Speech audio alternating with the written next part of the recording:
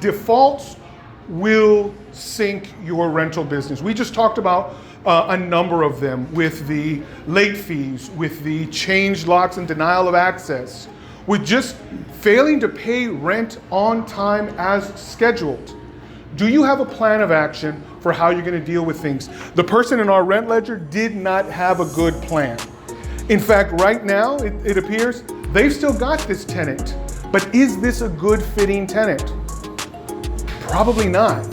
Do you have a plan on how to deal with defaults?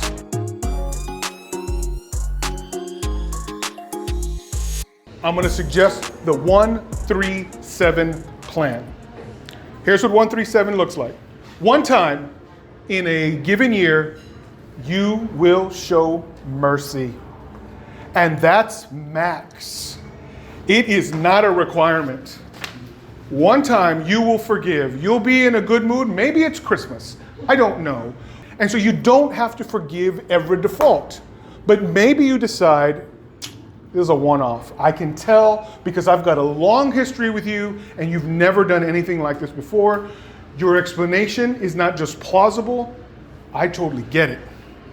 I'm going to waive this one infraction. Not a problem. But if you've got this happening in the first couple of weeks, the classic one is I don't have all the deposit, but that's already bad sign. They can't afford this place. Next applicant. All right? Forgive one sin. 3 strikes and you're out. I'm sorry, but if I have to remind you 3 times to get rid of this dog, there are no dogs allowed here for a reason. You're certainly not 5 dogs. You had 1 and you signed for it and you paid for it, but now you're up to 5. You were prevented and excluded from having more than that. You were in violation. I told you once. I told you a second time. I told you a third time and you still didn't do it. Notice to vacate. 1, 2, 3 strikes and you're out. So this is for a tenant who is not committing a rent violation. These are non-rent issues, and you may find yourself in a place where this person who is paying you rent is actually a bigger threat than someone who fails to pay you rent, because perhaps those 5 dogs are causing a tremendous amount of damage to your property and you need to get rid of them. Doesn't matter if they've paid on time. 1, 2, 3 strikes. They don't fix it, you fix it. Get rid of them. And 7, if you've waited past 7 days to get your rent, you're in a danger zone.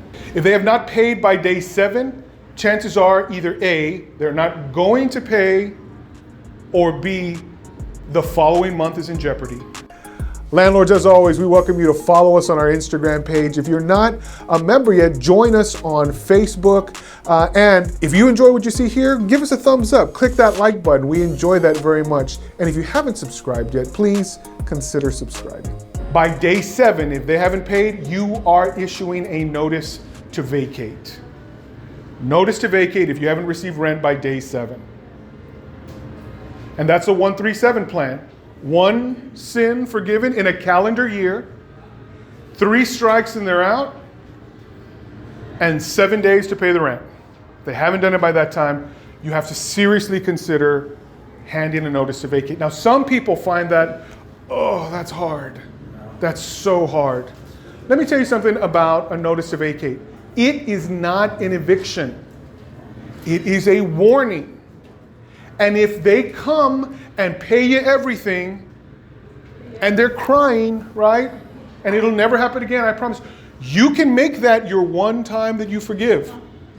But I'm telling you, the chances of it being fixed are not high.